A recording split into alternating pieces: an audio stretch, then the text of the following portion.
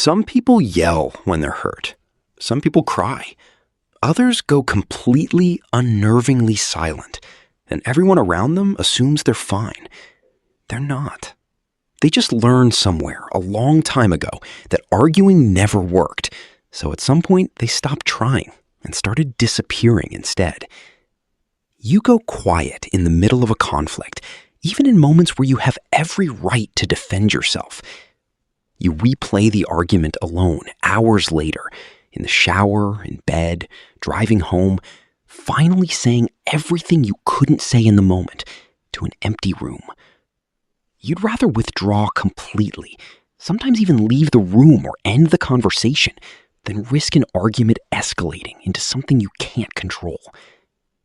People have called you hard to read or so calm under pressure, not because you don't feel things intensely, but because you learned early to hide the exact moment you feel them the most. You mistake your own silence for being the mature one in the room, when really it's the coping mechanism you built because speaking up never felt safe. You notice your body reacting before your mind does, a tight chest, a lump in your throat, going still, and only later realize that was you shutting down, not staying calm. You've been in relationships where the other person got louder specifically because you got quieter, and it only confirmed that speaking up wasn't worth the escalation. This is a freeze response, one of the nervous system's 3 core survival modes, alongside fight and flight.